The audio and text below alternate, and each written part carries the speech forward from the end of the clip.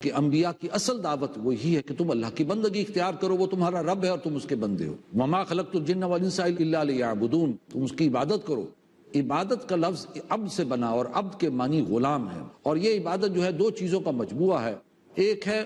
کلی محبت، ٹوٹل محبت، اور کلی اطاعت اور فرمانبرداری، یعنی محبت کے جذبے سے سرشار ہو کر انسان اللہ کی کامل اطاعت اور فرمانبرداری اختیار کرے اپنے انفرادی اور اجتماعی دونوں معاملات میں، یہ گویا کہ عبادت ہے۔ اور نماز، روزہ، جو حج یعنی زکوٰۃ ہیں، یہ اصل میں عبادات ہیں، اور یہ چار چیزیں جو ہے اس کو سپورٹ دیتے ہیں، ستونوں کی مانند ہیں۔ اصل مقصد ہماری تخلیق کا وہ ہے total out of love and affection and total obedience in the complete life. تو یہ عبادت مفہوم ہے کہ محبت کے جذبے سے سرشار ہو کر اللہ تعالیٰ کی کامل اطاعت و فرمانبرداری اپنے انفرادی اور اجتماعی معاملات پہ کرنا۔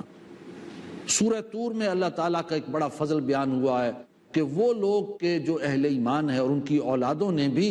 اپنے ان نیک والدین کی پیروی کی اپنے ایمان کے مطابق، اور اگر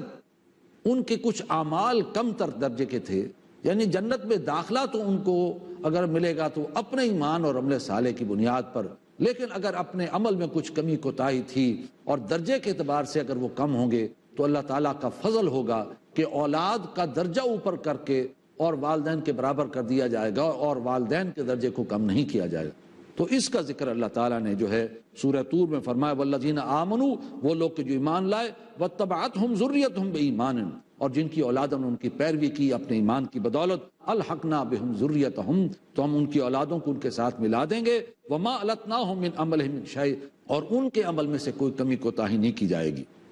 اہل جنت سے گفتگو ہے،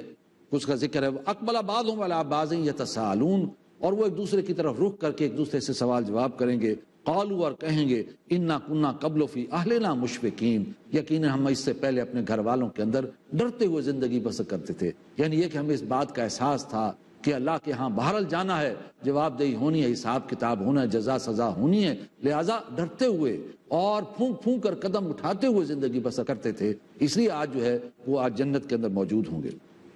سورہ نجم میں یہ فرمایا گیا کہ نبی اکرم صلی اللہ علیہ وسلم کی جو ہر بات ہے وہ وحی کے مطابق ہے۔ فرمایا وما ینطق عن الہویٰ، رسول جو ہے اپنی خواہش نفس سے کچھ نہیں کہتا، ان ہوا الا وحی یوحیٰ، بلکہ وہ تو ایک وحی ہے جو اس پر نازل کی جاتی ہے، یعنی جو کچھ کہتا ہے وہ وحی الہی کے مطابق کہتا ہے۔ اس لیے حضور کی اطاعت ہمارے لیے واجب ہے، اور آپ صلی اللہ علیہ وسلم امت کے لیے واجب الاتباع ہیں۔ آگے واقعہ معراج کے پر حضور نبی کریم صلی اللہ علیہ وسلم نے کو اللہ تعالیٰ نے جو بھی مشاہدات کرائے، جو انوار دکھائے، اس کا ذکر ہے کہ وہ انہوں نے حضرت جبرائیل علیہ السلام کو دیکھا عند سدرۃ المنتہا، اس بیری کے درخت کے قریب کے جو بالکل ایک انتہا پر تھی، اندہا جنت الماوا، اور اسی کے قریب تھی جنت الماوا، اذ یغشی السدرۃ ما یغشی، جبکہ اس بیری کے درخت کو ڈھانپے ہوئے تھا جو کچھ کے ڈھانپے ہوئے، ما زاغ البصر وما طغی، نبی اکرم صلی اللہ علیہ وسلم کی نگاہ نہ کج ہوئی اور نہ حد ادب سے آگے بڑھی، لقد رأى من آیات ربہ الکبریٰ، اور اللہ تعالیٰ نے اپنے نبی کو اپنی عظیم نشانیوں کا مشاہدہ کروایا، یعنی اس درخت بیری کے اوپر جو بھی اللہ تعالیٰ کے انوار تھے،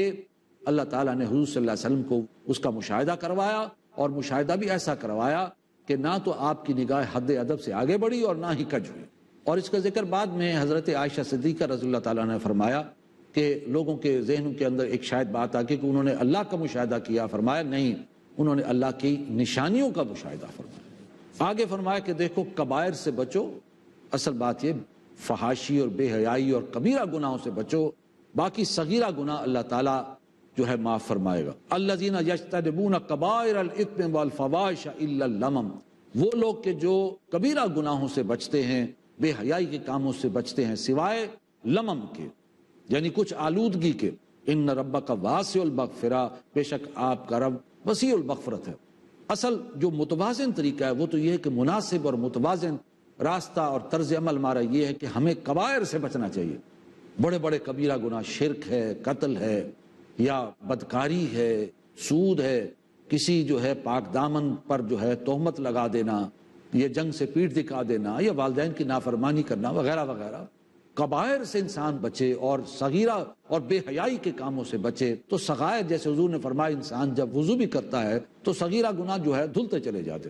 اور اس کے برعکس جو ہے غیر متوازن طرز عمل یہ ہے کہ انسان صغیرہ گناہوں یا اپنے نفس کو مانجنے پر زیادہ توجہ دے اور چھوٹی چھوٹی باتوں پر زیادہ گفتگو کرے اور کبیرہ گناہ ہنیاں مریاں کھائے چلا جائے، تو یہ گویا کہ طرز عمل جو ہے غیر متوازن ہے۔ جیسا کہ حضرت عیسیٰ علیہ السلام نے جو یہود سے کہا کہ تم مچھر چھانتے ہو اور سموچے اونٹ نگل جاتے ہو، بڑے بڑے کبیرہ گناہ ہنیاں مریاں کھا رہے ہو اور چھوٹی چھوٹی باتوں پر جو ہے خام خواہ کے جھگڑے اور بحثیں کر رہے ہو۔ لمم سے مراد آلودگی ہے، یعنی یہ کہ کوئی زبان کی ذرا لغزش ہو گئی یا آنکھ نے کوئی خیانت کر لی یا دل میں کوئی ایسا خیال آ گیا، تو اس کا مطلب یہ نہیں ہے کہ اس پر کاربند رہے، بلکہ توبہ اور استغفار جو ہے وہ کرتا رہے انسان۔ آگے فرمایا کہ انسان کے لیے وہی کچھ ہے جو اس کے لیے وہ محنت کرے گا۔ فرمایا اللہ تزر وازرۃ وزر اخری، کوئی اٹھانے والا کسی دوسرے کا بوجھ نہیں اٹھائے گا۔ وَلَيْسَ لِلْإِنسَانِ إِلَّا مَا سَعَىٰ، اور انسان کے لیے وہی کچھ ہے جس کے لیے وہ محنت کرے۔ پہلی بات تو اس کے بارے میں یہ فرمائی کہ محنت کے بغیر کچھ نہیں، محض خواہشات سے کچھ نہیں ہوگا، کہ انسان خواہش سے تو ایک گندم کا دانہ بھی جو ہے وہ نہیں اگتا، بہرحال اس کے لیے آپ کو محنت کرنی پڑتی، ہل چلانا پڑتا، بیج ڈالنا پڑتا، اور پھر جو ہے اس کی پوری فصل کی دیکھ بھال کرنی پڑتی۔ تو پہلی بات تو یہ کہ خواہشات سے کچھ نہیں ہوگا، محنت سے ہوگا۔ دوسرا یہ کہ جتنی محنت اتنا انسان کا درجہ بلند ہوگا، وہ جیسے کہتے ہیں جتنا گڑ اتنا میٹھا، جتنی محنت زیادہ ہوگی اتنا انسان کا درجہ بلند ہوگا۔ البتہ یہ محنت جو ہے یہ اللہ کی رضا کے مطابق ہو، یعنی قرآن اور سنت کے دائرے کے اندر ہو۔ ایسی محنت ہو کسی غلط کام پر جو ہے انسان محنت کر رہا ہو تو اس کا بھی اجر ملے گا، نہیں، وہ اللہ کی رضا کا دائرہ ہو، اس کے اندر رہتے ہوئے اللہ اور اس کے رسول کی اطاعت جو ہے وہ کرے۔ چوتھی بات یہ ہے کہ آخرت میں نجات کا دار و مدار محض محنت پر نہیں ہوگا، اگرچہ محنت کاؤنٹ بہت کرتی ہے اور اس کے لیے بنیاد ضروری ہے، لیکن اس پر یقیناً اللہ کا فضل بھی ہو تو ہی انسان کی جو ہے نجات ہو جائے گی۔ نبی اکرم صلی اللہ علیہ وسلم نے فرمایا ایک موقع پر کہ ہر انسان کے ساتھ شیطان ہے، اور ایک صحابی نے بڑی جرت کر کے پوچھ لیا حضور کیا آپ کے ساتھ بھی ہے؟ فرمایا ہاں میرے ساتھ بھی ہے، لیکن میں نے اسے مسلمان کر لیا ہے، اور کوئی شخص جنت میں داخل نہیں جائے گا جب تک کہ اللہ کا فضل جو ہے اس کے شامل حال نہیں ہوگا۔ تو گویا کہ انسان کی محنت اور اللہ کا فضل، یہ دونوں چیزیں مل کر ہی انسان کی نجات کا باعث بنیں گے۔ البتہ یہ انسان توقع نہ رکھے کہ میرے والدین چونکہ نیک تھے اور وہ بزرگ بڑے ہمارے نیک تھے لہٰذا پدرم سلطان بود، لہٰذا ہم بھی ان کے ساتھ بخشے جائیں گے۔ نوح علیہ السلام اپنے بیٹے کے کچھ کام نہیں آ سکے، ابراہیم علیہ السلام اپنے والد کے کچھ کام نہیں آ سکے، لوط علیہ السلام اپنی بیوی کے کچھ کام نہیں آ سکے۔ تو انسان کے لیے وہی کچھ ملے گا جو محنت ہے اور اللہ کا فضل اس کے اوپر۔ آگے یہ فرمایا سورہ قمر کے اندر، سورہ قمر چاند کو کہتے ہیں، نبی اکرم صلی اللہ علیہ وسلم بالکل ابتدائی دور میں اللہ تعالیٰ نے آپ کو یعنی ایک خرق عادت نصیب فرمائی۔ اسی پر وقفہ کرتے ہیں اور وقت کے بعد انشاءاللہ سورہ قمر کے حوالے سے گفتگو ہوگی۔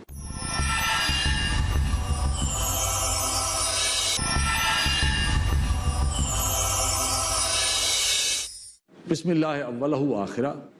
میں 27ویں پارے کے بیان میں آپ کو دوبارہ خوش آمدید کہتا ہوں۔ سورہ قمر کے حوالے سے میں عرض کر رہا تھا کہ بالکل ابتدائی دور میں اللہ تعالیٰ نے چاند کے ٹکڑے کا ایک کرشمہ جو ہے حضور صلی اللہ علیہ وسلم کو عطا فرمایا۔ اگرچہ اس کو ہم اس طرح جو ہے نہیں کہتے کہ یہ ایک بہت بڑا معجزہ تھا جس کو آپ نے کوئی چیلنج کے طور پر، وہ آپ نے صرف چاند کی طرف اشارہ کیا اور چاند دو ٹکڑوں میں جو ہے تقسیم ہو گیا اور پھر دوبارہ مل گیا۔ معجزہ جو ہوتا ہے وہ انبیاء کا جس کو وہ چیلنج کے انداز میں قوم کے سامنے پیش کرتے ہیں، جیسا کہ موسیٰ علیہ السلام نے عصا کا معجزہ پیش کیا، اور حضور نبی کریم صلی اللہ علیہ وسلم کا معجزہ قرآن ہے جو تا قیامت تک جو ہے وہ زندہ معجزہ ہے۔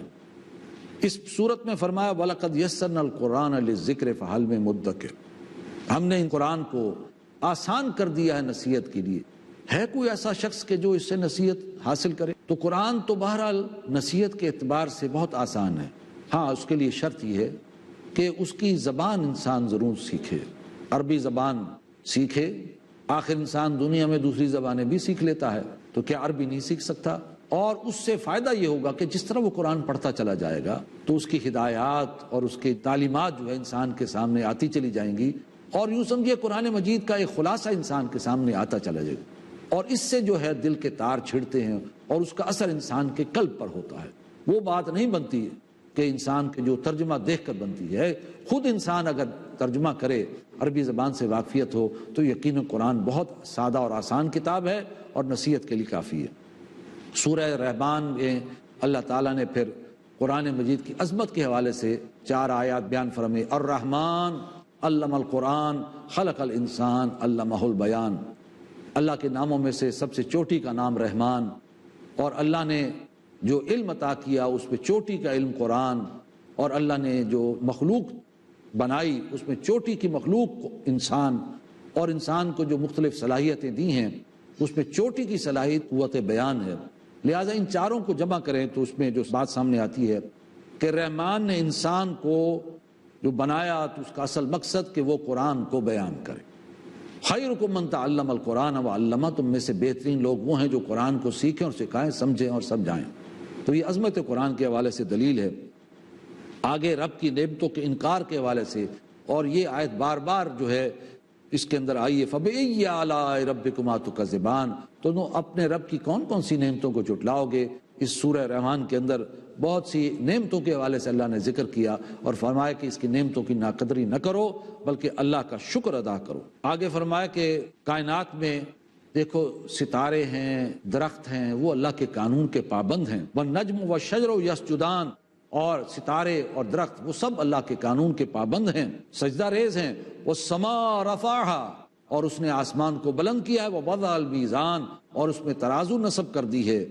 اللہ تطغوا فی المیزان، تو تم بھی ترازو کے اندر جو ہے خلل مت ڈالو اور اس میں حد سے آگے نہ بڑھو. وَأَقِیمُوا الْوَزْنَ بِالْقِسْطِ، اور یہ کہ ترازو کو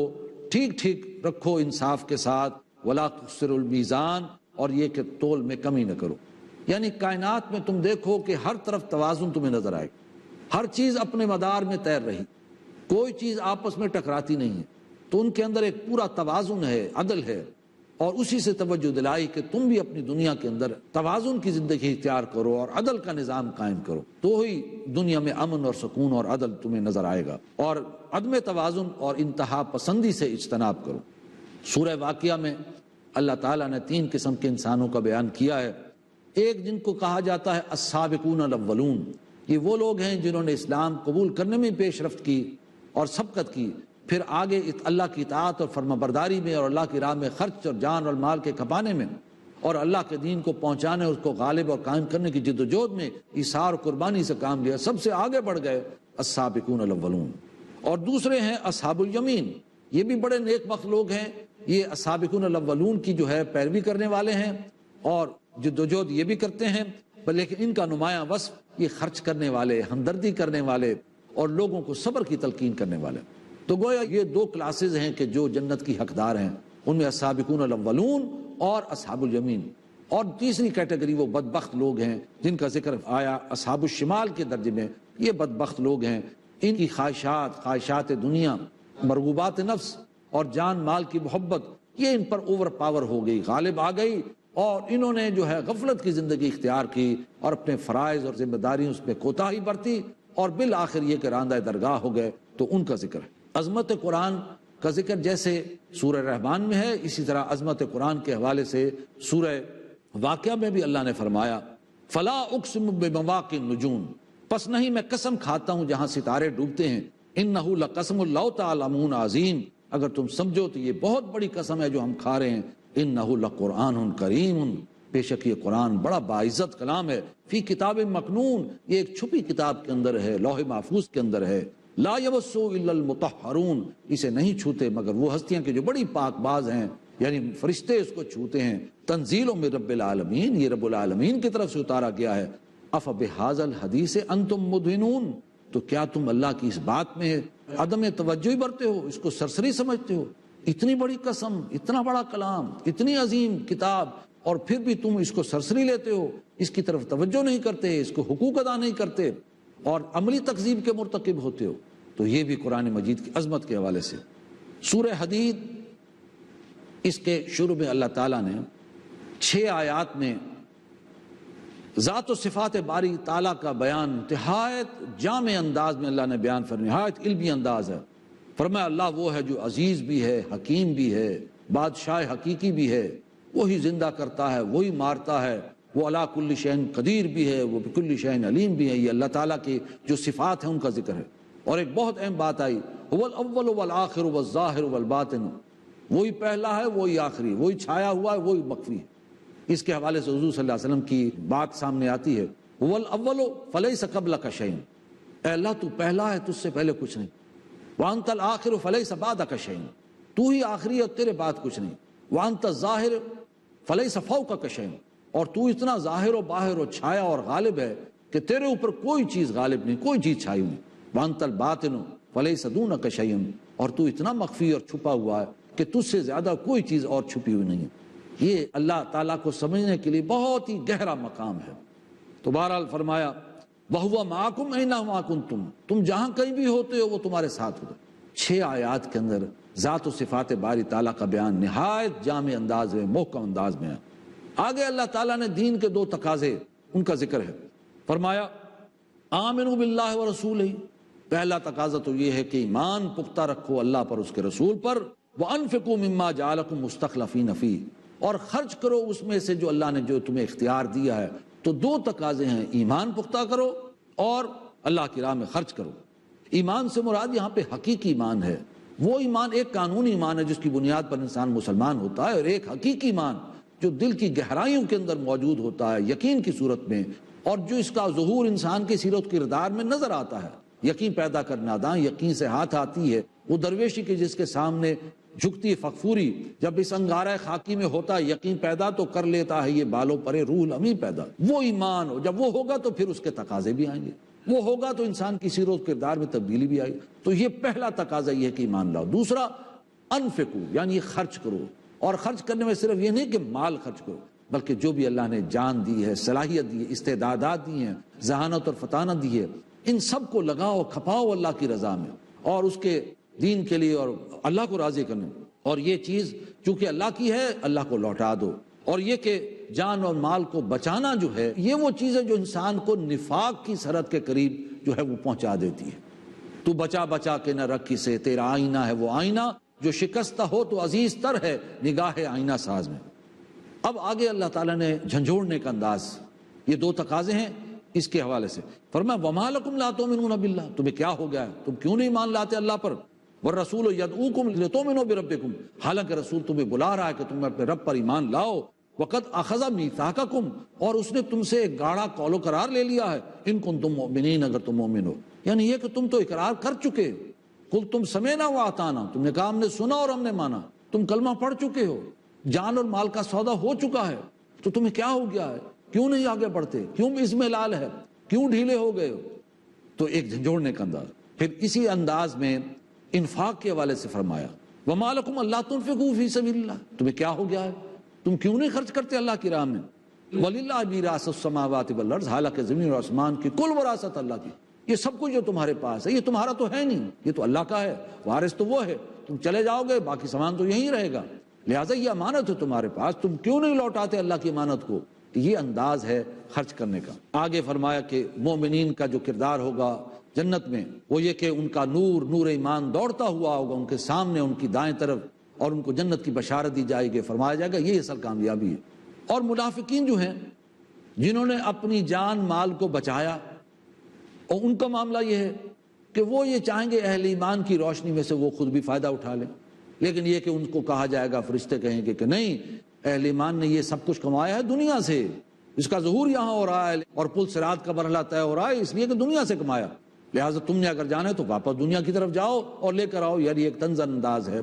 اور فرمایا کہ اس وقت پھر ان کے درمیان ایک دیوار حائل ہو جائے گی، اور پھر وہ پکاریں گے منافقین اہل ایمان سے، ینادونہم الم نکم معکم، وہ انہیں پکاریں گے کیا ہم تمہارے ساتھ نہیں تھے، کیا دنیا میں برابر نہیں تھے، وہ کہیں گے ہاں، قالوا بلا ولکنکم فتنتم انفسکم وتربصتم وارتبتم وغرتکم الامانی،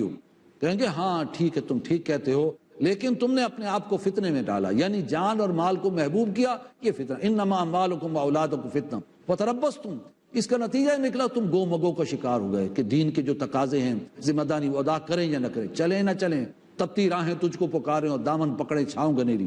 ایمان مجھے روکے ہے تو کھینچے مجھے کفر، کعبہ میرے پیچھے ہے کلیسا میرے آگے، تم گو مگو کا شکار۔ اس کا نتیجہ اور نکلا کہ تم شک میں پڑ گئے کہ یہ آخرت یہ تو ایک جو ہے کوئی نقد تو ہے نہیں، آخرت جو ہے وہ تو ادھار ہے، ہم خام خواہ ادھار چیز کے لیے اپنی دنیا کی رونقوں اور لذتوں کو چھوڑ دیں؟ تمہارے دلوں کے اندر شکوک و شبہات آخرت کے پیدا ہو گئے، اور تمہیں خوب دھوکہ دیا تمہاری امانی نے، تمہاری وشفل تھنکنگ نے، اور تمہاری جھوٹی تمناؤں نے کہ اللہ بڑا غفور رحیم ہے، ہمیں بخش دیا جائے گا، ہم تو نبی کی امتی ہیں، ہم تو نبی کی اولاد ہیں، فلاں کی سفارش ہو جائے گی۔ تو یہ اہل ایمان انہیں بتائیں گے کہ دنیا میں اصل میں یہ تمہارا طرز عمل رہا، اس لیے آج دیوار تمہارے اور ہمارے درمیان حائل ہو گئی ہے۔ فرمایا اعلموا انما الحیات الدنیا، جان لو یہ دنیا کی زندگی جو ہے، لعب و لہو و زینت و تفاخر بینکم و تکاثر فی الاموال والاولاد، یہ کھیل اور تماشا ہے، زیب و زینت ہے، ایک دوسرے پر فخر کرنا اور مال اور اولاد کے اندر تکاثر زیادہ زیادہ کرنا، یہ انسان کی زندگی بس اسی میں گزر جائے گی۔ لیکن آخرت میں دو مقام ہے،